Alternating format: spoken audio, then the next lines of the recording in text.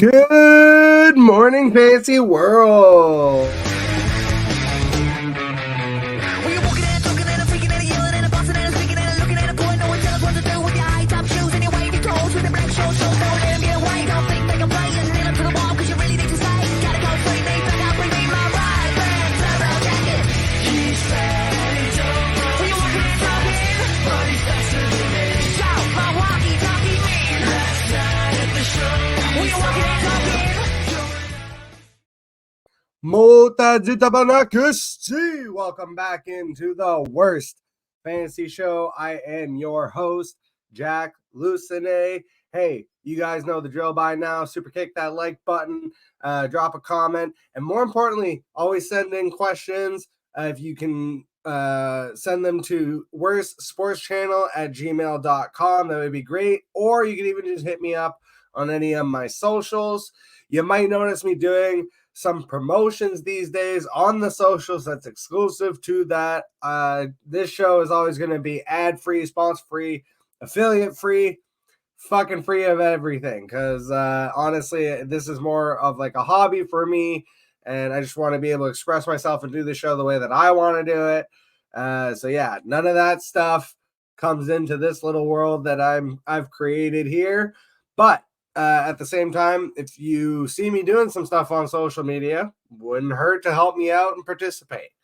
But on today's show, we're skipping right into, well, not skipping right into, we're actually looking past at the draft busts from last year. I thought it'd be really interesting to look at the first two rounds of fantasy football drafts from last year. Next week on the show, I'll be doing draft busts predictions heading into next year. Got my morning cup of Joe here because I'm recording this. I've got the day off today, so I'm actually just literally recording this. We're going to upload it right after. It's 8:30 in the morning here. So shout out to y'all for joining me early this morning. But like I mentioned, we're going to look at the draft busts from last year first on today's episode before we get into next year. So I basically went and I pulled this from, I'm going to let you know, I pulled it from my main league, which is a $150 half PPR, 12-man full redraft league. So this was full redraft. And obviously that changes, depending on if this was best ball or dynasty or whatever. So, also the actual finishes I took from PPR, being that that's a little bit more of a popular application these days. Half PPR feels like a half measure. I prefer it personally because I feel like it weighs the running backs more appropriately. But basically, I pulled all of this, like I said, from that 12-man full redraft half PPR league. I did pull the actual sleeper rankings for the PPR finish from that same league based on those scoring settings. Pretty standard for the most part across the board. And so, number one on this list, to me, it was easily Justin Jefferson, who was the 101 and finished as wide receiver 33 in PPR. So that never feels good when you draft the guy at the 101 and he finishes outside the top 10, let alone outside the top 25. That's some grody shit. So with Justin Jefferson, obviously, and a lot of this I've noticed, the bust, and we'll talk about it a little further down the list, but a lot of the reactions I feel like have been very overreactionary to some of these players.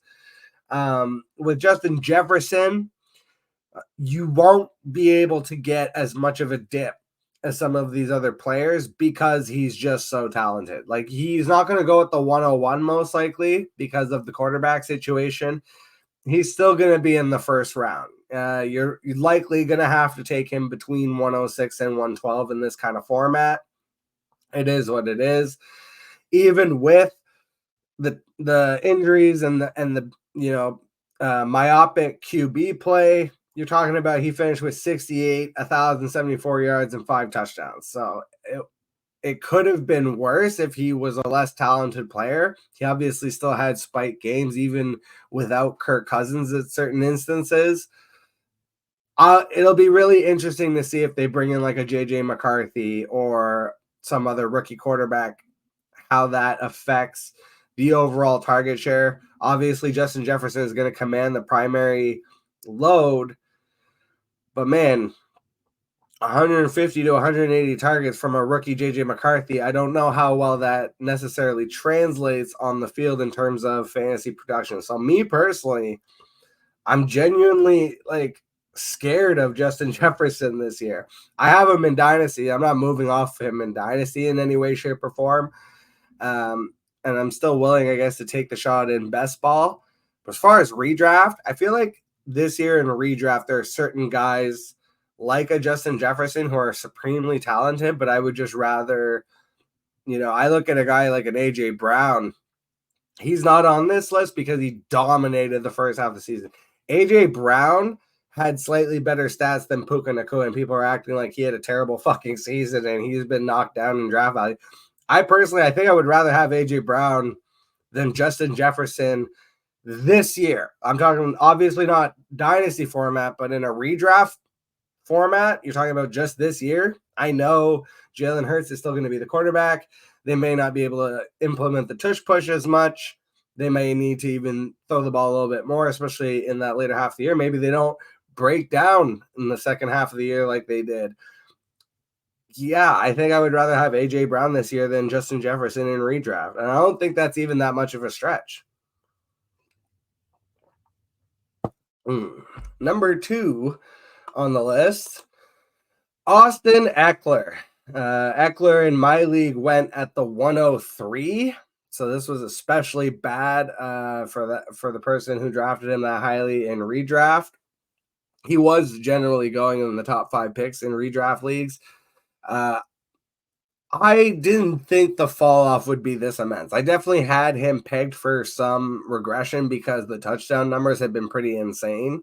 And that was, really supporting a lot of what he was doing because, Austin Ekeler isn't the guy that's going to go out and get you 1,500 rushing yards. And I think that was especially apparent when he only rushed for 628 yards and 5 touchdowns. But his thing has always been he's a PPR back. But we saw it dip to only 51 receptions, 436 yards, and just a single solitary receiving touchdown. So when you talk about 6 touchdowns on the year compared to the years prior where it was 15, 17, 20 touchdowns, obviously that is going to be an enormous impact in your fantasy value and output. He still managed to finish as the RB26, which honestly, I think this is better than people would even imagine.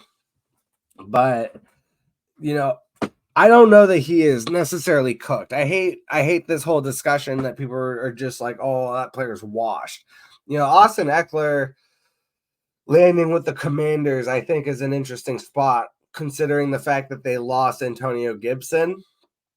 Now, obviously, Brian Robinson being there presents as more of a 3-down role.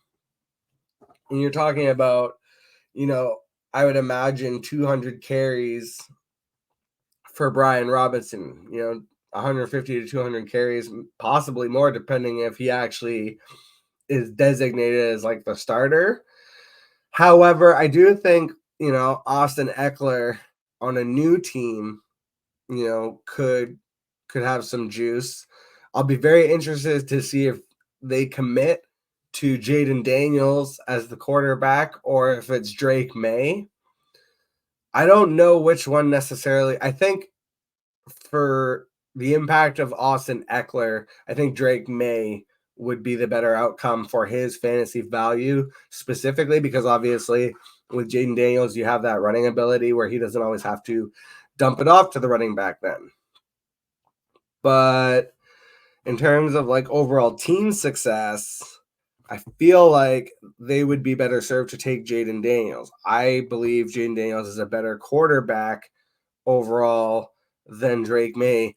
even though necessarily his game may not fit exactly what is perfect for Austin Ekeler. It's a tough one, but I mean, the thing now is, you're not drafting Austin Ekeler in the first round anymore. Austin Ekeler is at this point a free pick in the 8th to 10th rounds.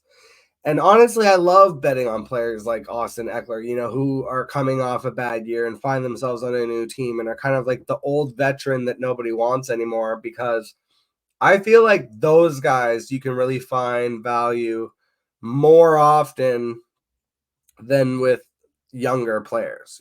Everyone in the fantasy community is always looking for the next big thing, the next up and comer, the rookie or second year guy that's going to hit.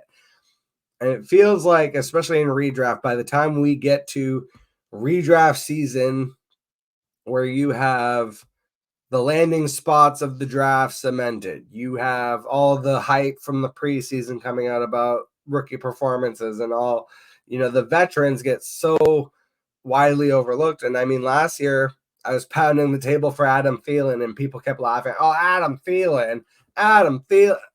Yes, Adam Thielen, a veteran presence, finding himself on a new team.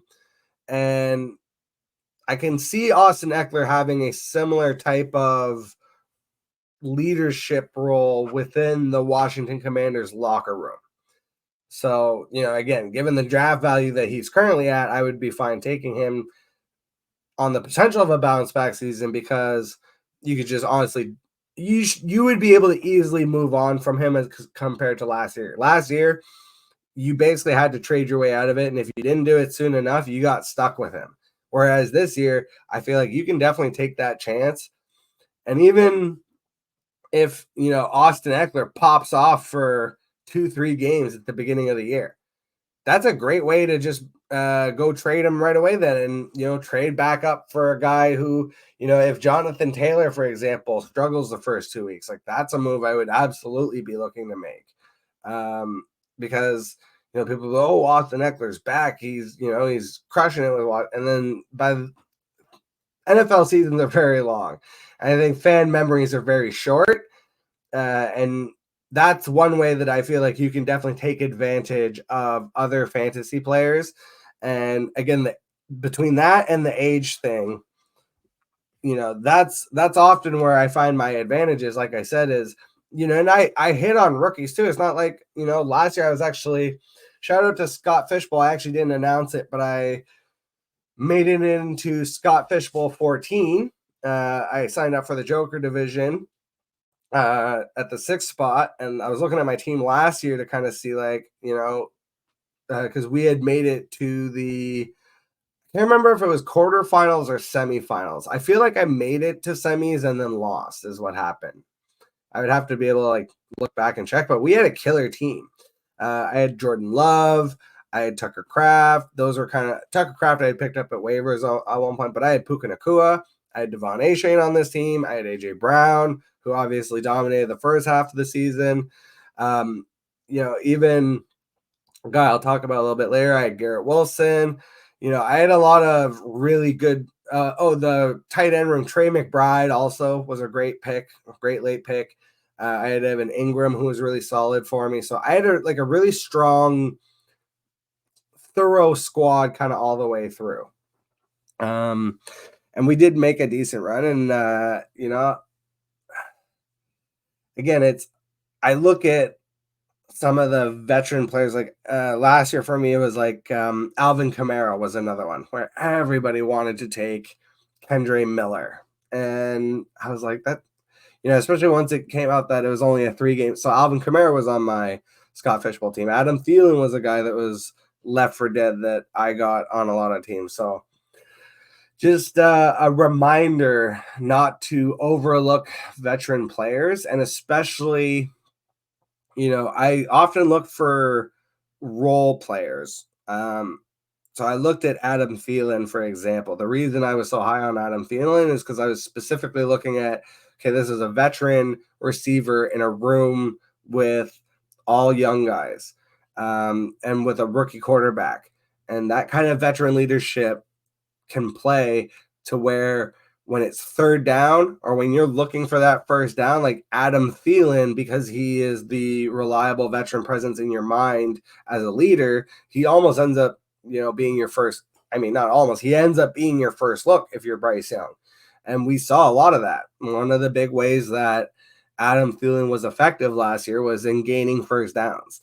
And that was actually something that Scott Fishbowl had in their scoring was first downs, I believe.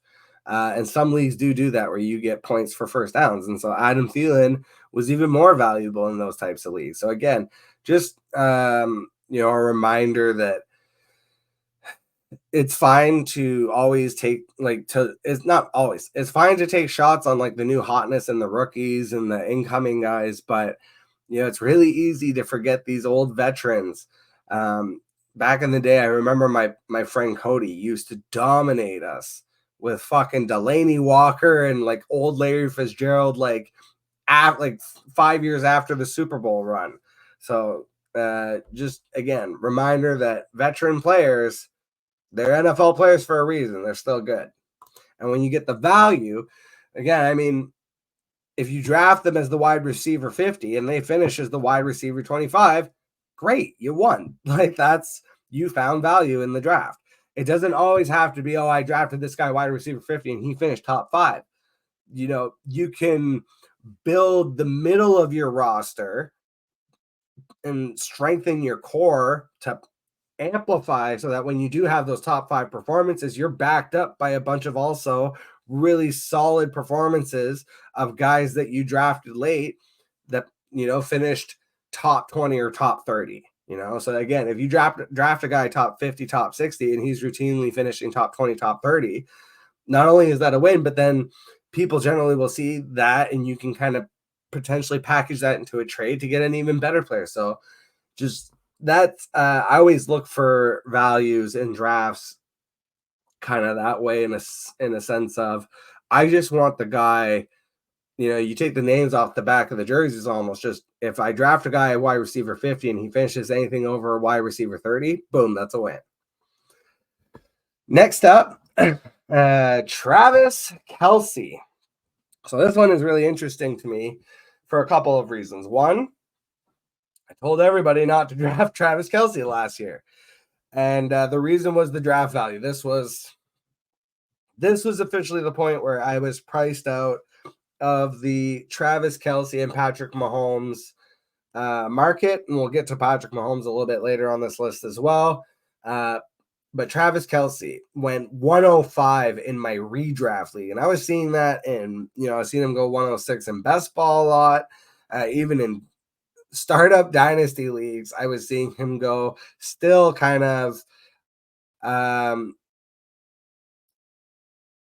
late first, early secondish, or for very savvy players like in the second round, because they were looking at it as well. I get the positional advantage. That's the big thing with Travis Kelce. I get the positional advantage. He's so much better than every other tight end that it's worth taking him because of the positional advantage. Well, guess what? You didn't have that positional advantage this year, and I said that was a possibility because the positional advantage was oftentimes because of where you were drafting him. And the richest I'm willing to pay is in a redraft league at the 112 to 1 spot.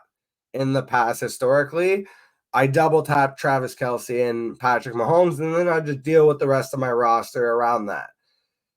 This year, the overreaction to Travis Kelce last year having a bad year, which was good enough, by the way, to finish tight end 3, because that's how much tight ends suck. He had 93 receptions, 184 yards, and 5 touchdowns. 5 touchdowns ties a career low. So you could say positive regression for the touchdowns next year, 9 to 10 touchdowns. He's right back to being tight end 1 probably. And the difference now is I'm seeing huge value for Travis Kelce because he's been knocked. It feels like the backlash to not, I don't know if it's just the fact that he underperformed last year, but also I think people might be tired of the shtick, of like the man boy shtick. I saw a lot of people complaining that he was drinking a beer during. Just let the guy fucking live. I don't give a shit what he does. The Taylor Swift pushback could be part of that.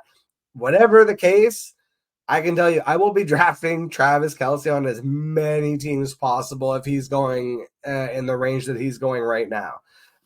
So I did a best ball recently. I think I took him and Mahomes in like round 3-4. That's fucking ridiculous. Like, and you know, Mahomes again a little bit later on the list, but it's like this was, you know, you talk about the potential for positive. This was like career lows for both of them for touchdowns, and touchdowns are a fickle matter. You add a couple pieces to that offensive line, and a couple of receivers that'll catch a fucking ball next year. I mean, the positive regression is very much there for the Chiefs. They're still very much the most dominant force in the AFC. I will be 100% buying in on Travis Kelce bounce back season, if you even want to fucking call it. It's like I literally just watched the Nick Cage and fucking of course it's like I literally just watched it and now I'm forgetting his name. Nick Cage, The Unbearable Weight of Massive Talent. That's the name of the movie. The one with I keep wanting to say Pablo Escobar. It's not his fucking name. Pedro Pascal. Jesus Christ. Oh my God. Okay. So Nick Cage and Pedro Pascal, The Unbearable Weight of Massive Talent. Hey, we got there. Why am I bringing up that movie? Because the theme kind of throughout the movie is that Nick Cage is trying to land like this like new big role, and he keeps saying like, "We're back, baby. Not that we went anywhere." And that's how I feel about like Patrick Mahomes and Travis Kelce. It's like, we're back, baby. Not that we went anywhere. Number 4 on the list, Nick Chubb. This one hurt me personally. I had drafted Nick Chubb probably on like 50% of my rosters last year. I was totally convinced that he was going to have an absolutely dominant year. And based on, honestly, the production of Jerome Ford towards the end of the year, I think that was an astute observation. If not for one of the worst injuries that I've seen in my lifetime, and obviously there's been worse, like, you know, DeMar Hamlin, Ryan Shazier, but I'm talking specifically in terms of like knee injuries that we saw on the broadcast. The replays of it were fucking grotesque. You know, obviously not life-threatening, but I'm in terms of career-threatening, one of the worst that I can remember seeing in a while. And you know, with Nick Chubb, I think the only question on whether he can bounce back or not is, can he come back from such a devastating injury? Now, he has come back from a devastating injury before. My only worry now is coming back from a second one at a little bit more of an advanced stage. Not saying that he's like old or anything, but I believe he's 28.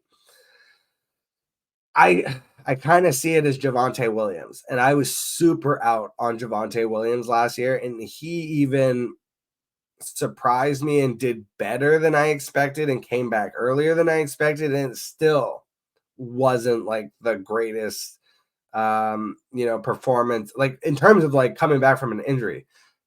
Spectacular. In terms of just my fantasy football team, you could have done better than you. There were a lot of guys performing better than Javonte Williams. He was very average, and I am extremely worried that Nick Chubb could potentially come back and just look average for the first year at least too. Like, you know, in a dynasty format, I might be slightly more forgiving, but even then it's like, if in a dynasty format, you're projecting, okay, well, maybe he takes a full year to like get all the way back to like being the Nick Chubb that we know. And then maybe I get a year out of him the next year. And then, you know, the tread on running back, the lifespan on running backs.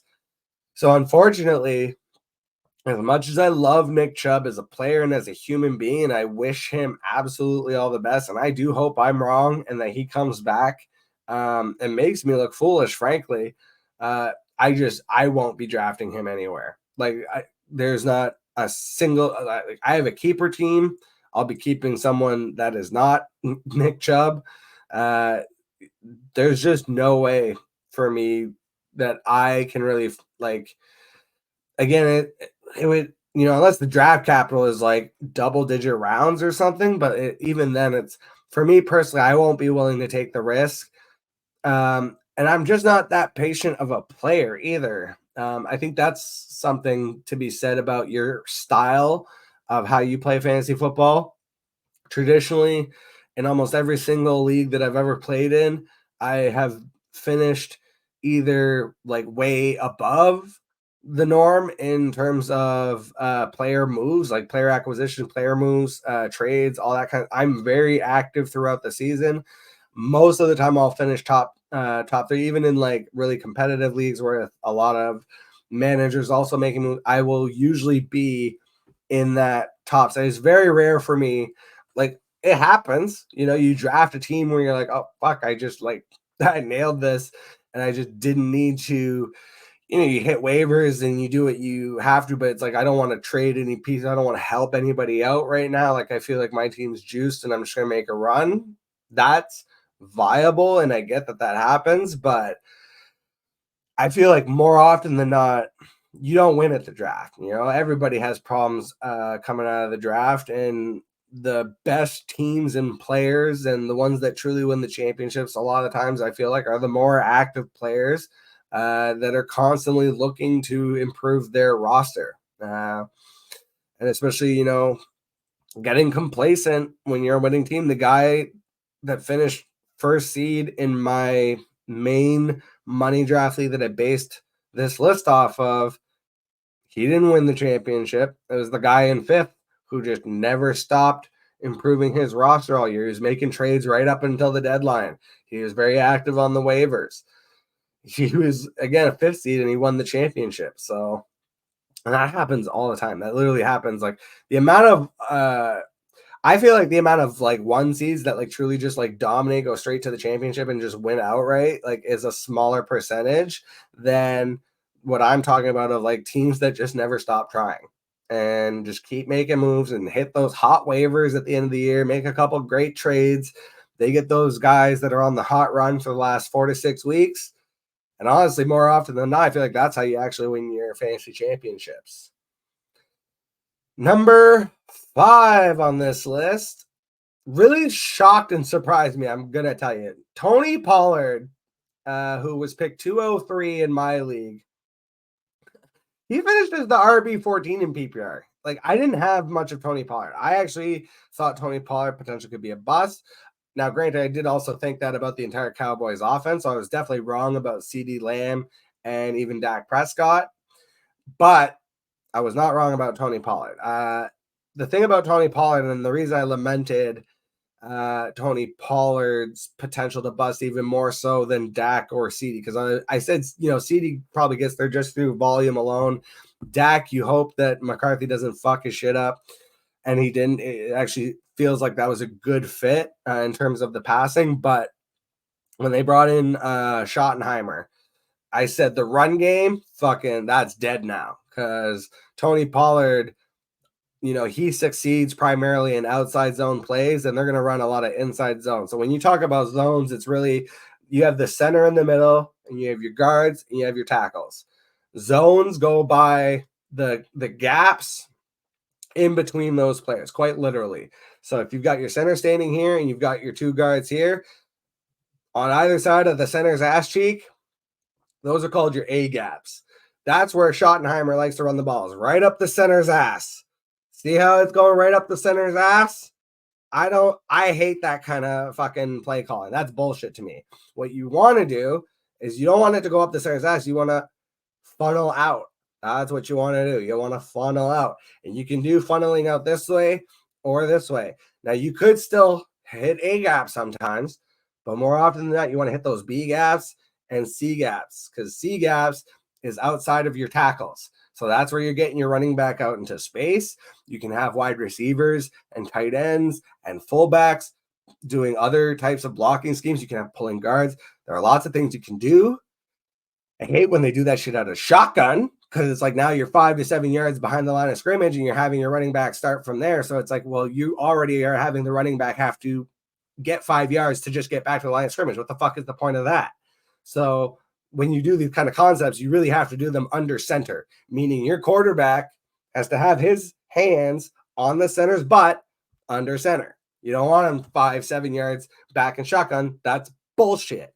So, and funny enough, Arthur Smith, who I lamented the system that he was using in Atlanta, because he's using the system I just talked about, but in a place where you need to be doing more shotgun spread formations because you have a generational wide receiver, you have a generational tight end, a move tight end, by the way, not a blocking, a move tight end who's practically a wide receiver, and then you have a generational running back who is an exceptional pass catcher and can do all kinds of crazy shit out of the backfield. So in that kind of situation, the last thing you want to do is put them all fucking in a little tight power formation under center and have them run the ball. What the fuck? So again, that's why I was out on Atlanta. That's why I was out on the Dallas Cowboys run offense. To me, schematically, schemes and what the coaches do schematically is more important than the names on the back of the jerseys. And in terms of a bounce back, again, a bounce back. Tony Pollard last year, 252 carries for 1,005 yards, 6 touchdowns, and 55 receptions for 311 yards. If I just told you that he had 1,300 yards and 6 touchdowns, you'd be like, it's not as bad as I thought, right? Okay, well, I actually think he could have very similar production in Tennessee. Now, the draft capital, though, reflects the risk at this point. I believe a lot of times he's falling to like the 8th round. Even as a non-believer in Tony Pollard, if I was going to do the 0 RB thing, which I feel like this year, I'm doing the complete opposite. This year, I feel like I'm going super running back heavy at the top because there's just so many wide receivers and even, decent tight ends that I want that I can get later. And I do feel like the running backs thin up, especially because there's not as many incoming good rookies, and especially we'll see where their landing spots are. I have been doing a lot of running back heavy builds in my early best ball stuff. I haven't done any startup dynasties. I already have 7 dynasty leagues. I think I'm just going to stick with that because I actually prefer redraft. I'm a big redraft guy. I love doing redraft leagues. My main league is a redraft league. So I'll probably I want to run like 8 to 10 redraft leagues at least. And when I say run, I mean participate. And I'm only going to run one of them. But I love doing redraft leagues even more than Dynasty. I like the fresh reset every year. Dynasty is fine and all, but I personally get kind of bored with it because I feel like, I can only tinker so much or I'm going to fuck my team up. So I really have to kind of be a little more hands-off even. Whereas with redraft, whatever it is blow this shit up every year and I get to start fresh. Awesome.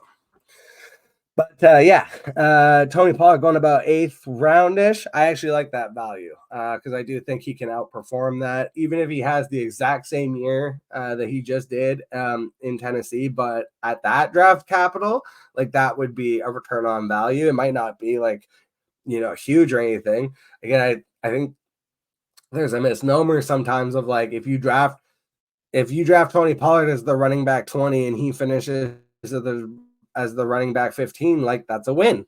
As long as even if he finishes the running back 18, it's like that's a small win, very small win, but it's still a small win. It's like, okay, well, he was what I thought he was going to be. Like the only thing that sucks is when you draft him there and he's like the running back 40, like he just doesn't do shit for you.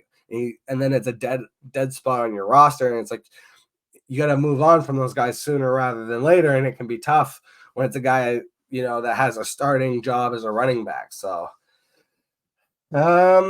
number 6, Garrett Wilson, despite having 95 receptions and 1,042 yards, only had 3 touchdowns, finishes the wide receiver 26. He was picked at 204. And the problem with Garrett Wilson is I don't feel like there is the same overreaction as to other players. I think Garrett Wilson is the one getting all the excuses from the fantasy community of, his quarterback was hurt. And then the quarterback sucked. It's like, okay, but there were lots of players that their quarterback got hurt. And then the quarterback that replaced them kind of sucked. And, Justin Jefferson's draft capital was affected by it. I've seen other players' draft capital affected by it. And yet, seemingly, Garrett Wilson, because of the age, and I think there is some kind of mysticism around Aaron Rodgers that just has people believing that, he can just do magical things that other humans simply can't do. I don't really buy into it, to tell you the truth. I really think Garrett Wilson could do the exact same thing next year that he did this year. I could absolutely foresee a future where Rodgers isn't available for the entire year for whatever reason, and that they have to go to whatever backup quarterback situation that they have. I already forget who those people are. I don't. I don't really see it. I mean, to me, it's like the only way that he would return on value is if Rodgers is there and this turns into 95, 1200, and 10. But he's still going pretty high. Like I've been seeing him, and it has been knocked back slightly, but it's like he's still going in that range of like, I just put my phone down, but I was just doing a best ball draft before I even jumped on here. I think he was going in like the second or third round. So it's still pretty high draft capital.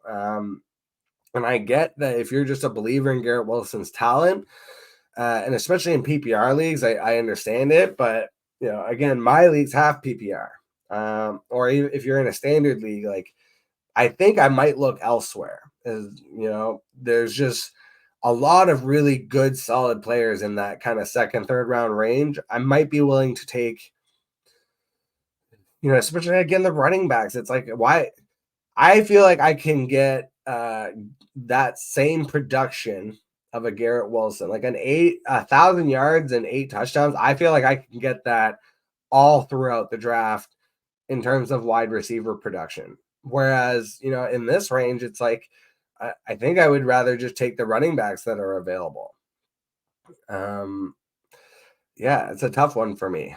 But, again, I wouldn't fault people for drafting Garrett Wilson, but me personally, I think I'm out on it.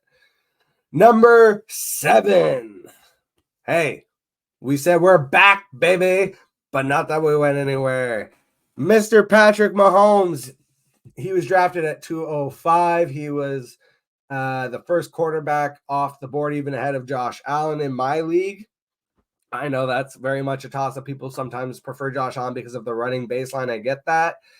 However, Mahomes had categorically his worst season in the NFL, throwing for 4,183 yards. Paltry bullshit if you're Patrick Mahomes. Only 4,000 yards. What the fuck? And then 27 touchdowns. His other career low was the season that he missed some games, and he had 26, but he only had 5 interceptions that year. And this year he had 14 interceptions. So a very unclean year. Again, we lamented earlier. A lot of it was definitely because the wide receivers sucked. And so I expect them to address both the wide receiver and offensive line positions in the draft. We'll see kind of how this team stacks up. They already added Hollywood Brown, which I think is kind of like a nice piece, even though he also historically kind of has a little bit of tendency to drop some balls. But, and also obviously we've seen this, this trouble pop up with Rashee Rice now, and I'm not going to comment legally on that situation. There is a guy on Twitter, shout out to Drew Davenport. You can go find him. He had a whole debriefing of the situation. I'm not going to touch that with a 10-foot pole, but I do think Patrick Mahomes is going to have positive regression next year. And again, if Patrick Mahomes slips to the 3rd, 4th round, especially, it feels like a lot of people are going to be very savvy, and I maybe one of them, to be perfectly honest, of waiting on quarterback this year because there's just so many value quarterbacks you can get later. Especially, I look at a guy like a Jared Goff. I would be perfectly happy having Jared Goff as, one of my 2 quarterbacks, or, in my quarterback room, for example. So I definitely think Patrick Mahomes will get a bit of a discount this year. And if you find yourself again, let's say that here's a perfect example. You had the first overall pick. You took CMC. Let's just say that's what you did. And you had to wait all the way back to the 212 and 3-1. I would not hate double tapping Kelce Mahomes there. Or if, even if at the 101 you took CeeDee Lamb, let's just say you did that, or Tyreek, you took a wide receiver, even better, because there are definitely still some value running backs you can get later, and running backs usually pop up on waivers and stuff. But like again, Mahomes, Kelce at 212, 3-1, or if somehow you can get them, you take Kelce in the third and Mahomes in the fourth, you're laughing. You're laughing. I feel like if you can get a first round pick or two, even better, 2 first rounders, meaning like you get to select other players, skill players in those first and second round, and then you get to come back with the Mahomes Kelce stack at a discount compared to last year, I would do that. I will be doing that. I can tell you right off the bat. I will be doing that in multiple leagues. I will buy that discount if it exists. I think maybe coming out of the draft, if they add if Ladd McConkey ends up there and then they also get some like offensive line help or something, you could see that value start to come back up a little bit on Mahomes, especially. But for right now, like again, I swear it was in the third and fourth. And I think I was the last pick. It was like I had 112 and then 2-1, and then it comes back. And so now I'm at 312, 4-1. And I was like, how is Mahomes and Kelce still on the board here? And I just took them both.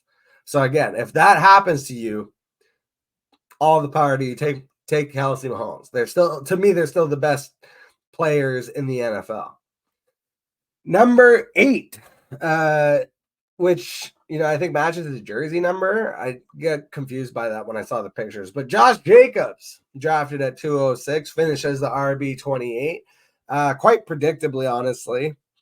I was very out on Josh Jacobs this year. I actually traded him away in my Dynasty League so that I could get Tyreek Hill. It was like a package deal where basically like the main players going back and forth was I sent Josh Jacobs and I received Tyreek Hill. So that obviously worked out for me because I was able to get out of this bad Josh Jacobs year after having him for his monster dominant season.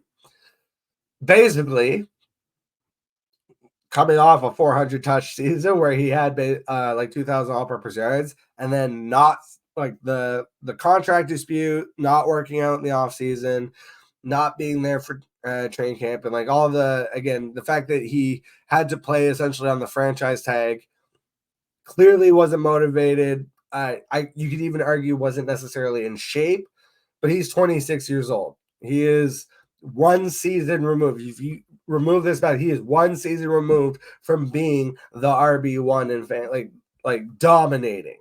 And landing in Green Bay, I think, is a tremendous landing spot for him. He is an underrated pass catcher. I mean, you look at the stats last year, he had 233 carries for 805 yards and 6 touchdowns on the ground. That was like damn near half of the year before when he had 1,653 yards and 12 touchdowns. I mean, the yards and the touchdowns are literally half, but he did it on 340 carries. And then the underrated part of his game, like I said, last year only 37 receptions for 296 yards. The year before, 53 receptions for 400 yards. Ironically, has never caught a receiving touchdown in his career, but when they get within the 5, it's because they're just going to let him thump it in. But man, again, anytime you can get 50 receptions a year out of a, what's supposed to be a run plotting, like 6'2", 230, like, 3-down running back like a Josh Jacobs, man, that to me is impressive, and it's extra juice in terms of your fantasy score. So I really like Josh Jacobs this year in Green Bay. And the value is not too crazy. He's going in about the second round. So I think people are kind of hip to the idea that he could definitely have a resurgent year. There is a little bit of risk to it, comparatively. Like, the one problem I keep running into is Josh Jacobs is too close to Derrick Henry in the rankings right now, and I would rather have Derrick Henry because I feel like Derrick Henry, barring some kind of injury, is guaranteed 12 to 15 touchdowns in that Ravens offense. Like, guaranteed, cocked, locked to smoke and barrel. So if you're asking me if I want in a redraft format Josh Jacobs or Derrick Henry, probably I'm still tapping Derrick Henry most of the time. But, like, if you went wide receiver with your first pick and you could take Josh Jacobs and Derrick Henry with your next two picks, that would be really cool too. I've been doing a lot of variations of like these running back heavy builds where I'm taking 2 to 3 to 4 running backs, in my first 6 to 8 rounds. And then I'm worrying about all the wide receivers and kind of some of those up and rising tight ends. Like, I look at a guy like a Michael Mayer who is fucking free right now. And he potentially could, like, not saying he's going to perform exactly like Trey McBride, but you talk about a guy who could take a leap in his sophomore year that was kind of a nothing burger in his first season. Michael Mayer could definitely be that guy. So, but yeah, Josh Jacobs, very in on him. Number 9 in my league. This was my pick again. This is why I did so bad last year, because my first pick was Nick Chubb and my second pick was Najee fucking Harris. And Najee was so bad to me that, like, at one point I was already out of the playoffs and I did the thing. It was so stupid though, because it's like my league is designed, you have to play all year, because if you finish last, you get eliminated. And so I got frustrated and I was just like, you know what? I hate dropped Najee at one point. I was like, fuck this. I'm done. I'm done with this bullshit. Every time I put him in, he doesn't do shit. Every time I leave him on the bench, he fucking, gets 10 to 15 points. I'm sick of it. And then, of course, like, as soon as I did that, I was like, fuck, that was stupid. And then, like, a week or two later, I was like, damn it, I need a running back and I don't have one. And there's nothing on waivers. Never going to drop Najee. Fuck, that was stupid. So I ended up having to trade for Najee, ironically enough. I had an extra tight end because I had Trey McBride. And then it was the guy that actually won the championship, ironically enough, had picked up Najee Harris, and he needed a tight end. And so I traded him. Actually, I think I kept whoever was my backup tight end. I traded him Trey McBride for Najee Harris, is I think what was the deal. Something like that.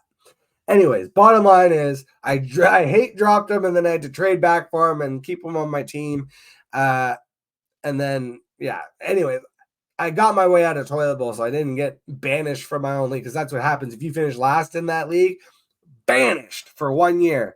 And to tell you how serious it is, it was my league treasurer that got, and co-commissioner that got banished. So it's serious as a heart attack. But Najee Harris finished his Derby 23, still went over 1,000 yards. But this was the part that was so funny to me. And when I talked about earlier about watching a running back that should be in a system under center, running power offense, I was specifically referring to like Najee Harris and the Pittsburgh Steelers, and how frustrating it was watching Matt Canada's offense and watching them try to run Najee Harris from shotgun formation, like 5 to 7 yards behind the line of scrimmage, as if that is even remotely what his game is. Like, what the fuck?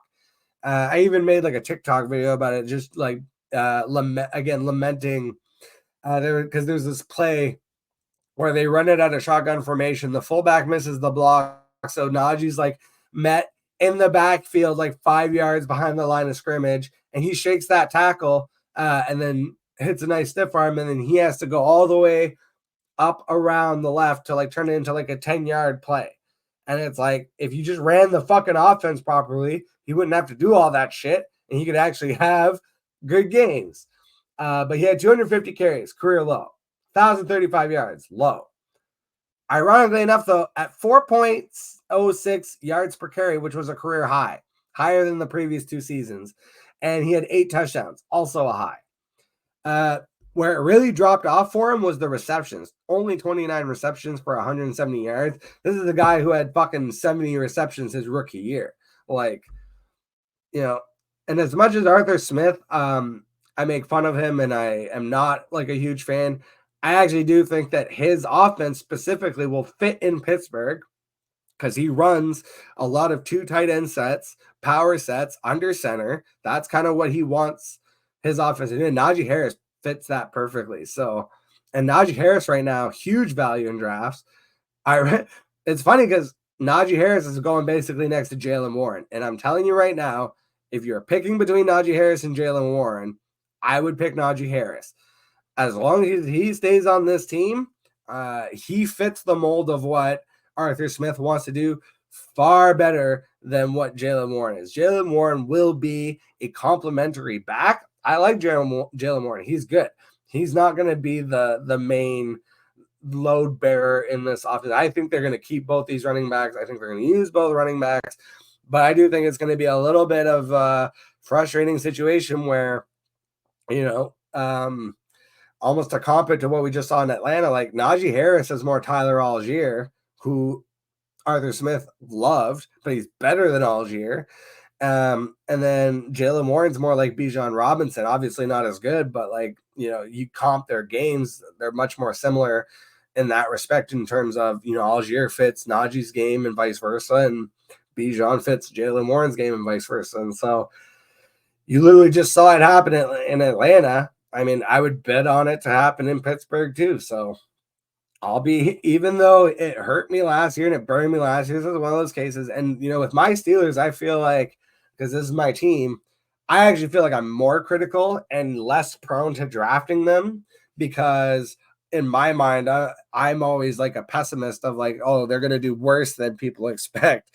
Maybe that's like just the fan in me and a little bit of my own personality mixing in, but I'm definitely not a homer when it comes to fantasy football and picking Steelers. I was very high on Najee last year because in the middle of the second round, I thought, if he is like the normal bell cow that he was the 2 prior seasons, then that would be a value, but it was not that. It was a huge bust. It's one that I own. The only bust call I think I made bigger than Najee last year was Daniel Jones and Darren Waller, which was a very popular one for a lot of people. That obviously went down in fucking flames. But we're sticking mostly to the first 2 rounds because that's where it hurts you the most for this show. And so our final contestant on the worst draft bust from last season, Jaylen Waddle at 210, finished as the wide receiver 34. Wasn't even that bad of a year. 72 receptions, 1,014 yards, and 4 touchdowns.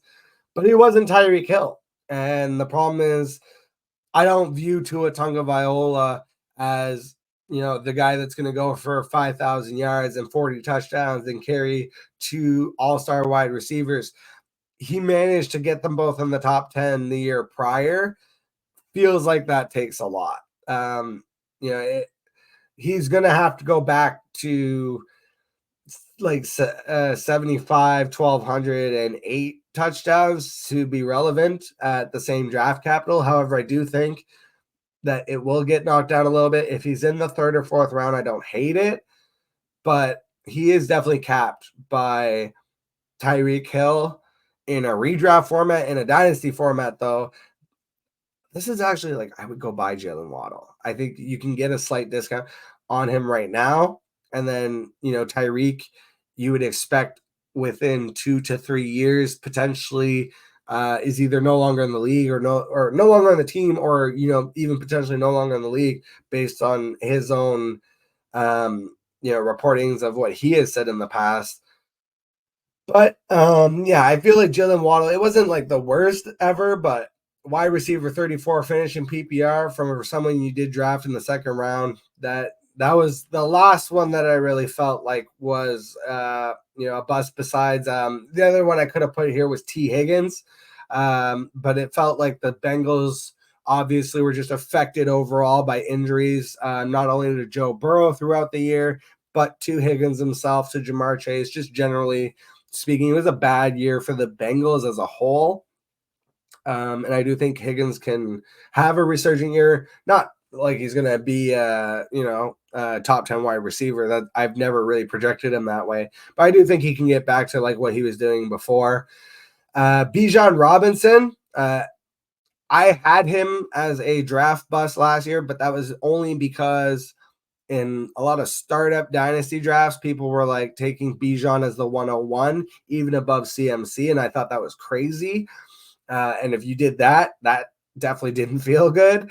In redraft formats, it wasn't that bad, but he was definitely still going in the first round. And he finished, I believe, as the RB11 in PPR. And there were definitely games where you were extremely frustrated with how Arthur Smith was using Bijan. I do think that changes this year with the Rams light coaching staff that they brought over. I think we just saw with Kyron Williams how explosive he could be in that offense. I think we could see similar things from Bijan. And then I also just want to mention Ramondre Stevenson was just outside the second round. He was definitely a huge bust. And Cooper Kupp, because of the injuries, was in that same kind of range. Ended up being a bust. I do believe again that Cooper Kupp specifically can bounce back. Ramondre Stevenson, it'll be interesting to see who, where, and what they add to that team, especially if they add like so a lot of people seem to think that they're gonna go quarterback at 3. I actually think that they are just gonna take Marvin Harrison Jr. Historically, the Patriots have always sucked at taking wide receivers in the draft. I think Marvin Harrison Jr. is like the guy you can't miss on, especially they're familiar with, what Marvin Harrison did to them for so many years. I do think that they might go MHJ at 3, and then they will take they could either take whatever quarterback is available at pick 34, or they could trade back up into the back end of the first round and take a guy. I think that's more the path that they're going to take. And if that happens, I actually kind of like Ramondre Stevenson if they don't end up adding any other running backs. That's it for me for today. Woo! What the fuck? Excuse me. Hey, had a big sneeze. We're clearing out the germs of these draft busts, getting the bad vibes and juju out from last year. That's what we're doing. Next week, like I said, we'll be doing draft bust projected for next year in honor of the NFL draft. And then depending on how that goes, I might have a little bit of draft coverage. I'm not really like the live draft coverage guy. I'm not the stats guy. I might cover a little bit of it for fantasy. I might do an article or some shit. I don't know. I'll figure it out. But otherwise, like I said, as always, super kick those subscribe buttons and like buttons and follow buttons and all that bullshit for the algorithm. Main thing, if you guys want to send me some questions, if you guys want to send me some requests for themes for the show, any kind of feedback, even tell me to go fuck myself, you can send those to worstsportschannel@gmail.com or just hit me up on my socials. Keep an eye on those because I'm running some contests exclusively on socials because they do not go on the show. And until next week, I will catch all of you guys on the flip side. He's running down the middle by the 50. He's at the 30. He's bare-chested and banging his chest. Now he runs the opposite way. He runs at the 50. He runs at the 40. The guy is drunk, but there he goes. The 20. They're chasing him. They're not going to get him. Waving his arms, bare-chested. Somebody stop that man. Here comes